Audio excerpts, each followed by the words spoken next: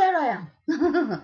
It's Elizabeth Smedley here again, Vice Chair. Oh, sorry, acting Vice Chair of the committee thing. I'm filling in for Phillida. Filling in. She's much better now and should be back in the saddle, harness. No, actually, I was right the first time. Back in the saddle very soon. She's done a report for me to read, but I'm not going to read it. I've done one of my own. I'm going to read that instead. So there. I took it upon myself to collect the latest batch of crocheted face masks. I mean, what is going on? How many times has Phillida told you? Single for double, double for triple, triple for double, triple, triple, and so on. I mean, this. Well, it won't do, will it? Unless you happen to be a wood mouse with a lopsided face. Now, the medication deliveries. Clint has been doing a sterling job on his little tricycle, but he has confided to me via a handwritten note sellotaped to my dustbin lid that he's not over keen on being chatted up by the dinosaurs. Rather rude, but then he's very young. Apparently he's being importuned by some members who have been trying to get him to deliver the medications on a more intimate basis, shall we say. Maureen, Rita and Valerie, this must stop. Social distancing must be observed, and if what Clint tells me is true, and I have no reason to think that it isn't, especially knowing Valerie, what you're suggesting is extremely unhygienic.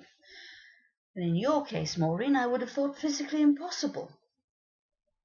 Anyway, Clint has asked me to say, and I quote, tell the wrinklies to, back off a bit. On a happier note, you'll all be pleased to know that the rogue hemorrhoid preparation was reunited with its owner. Hopefully Dorothy will be sitting a bit prettier now. We do itch, don't we, Dot? Turning next to the produce show. Well, basically, there isn't going to be one. I don't know whose stupid idea it was to leave all the entries outside the furs, but suffice to say that every dog and cat in creation enjoyed a veritable feast of cake, jam and chutney. The enormous pool of vomit was, I suspect, the work of Bowser from Nook Rise. I've covered it with sand. The only entries left untouched were in the homemade wine category. As previously mentioned, Mrs. S.B. is indisposed with suspected COVID-19. Only suspected by her, I hasten to add. So sadly, she won't be able to fulfill her usual judging duties. I thought it was a real shame that everything should go to waste, so I decided to sample a few of the wines.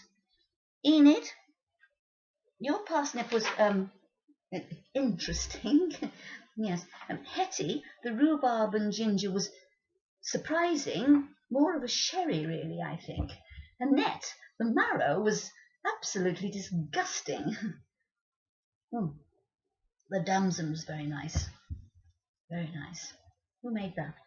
Oh, yes, Rita. I made a comment on the comment sheet. It says, very nice. So I'm going to make that the winner. So well done, Rita. Sadly, there's none left for anyone to try, so you'll have to take my word for it. Do you have any other bottles at home, I wonder, Rita? What else? Oh, yes, the Zoom tutorial offered by Lorna. Well, as suspected, a complete non-starter, as Pat, Doreen and Francis were unable to turn their computers on, and Dilys and Hilda tried to tune in on their DAB radios. So thank you very much for your input, Lorna, but it was to no avail, I'm afraid, tattoo notwithstanding. Anyway, there we are until next time. I'm just going to sample a little nip of the prune and nettle. Should sort my constipation out, if nothing else. Stay safe, stay well, and be alert. We need alerts, apparently. Now, off.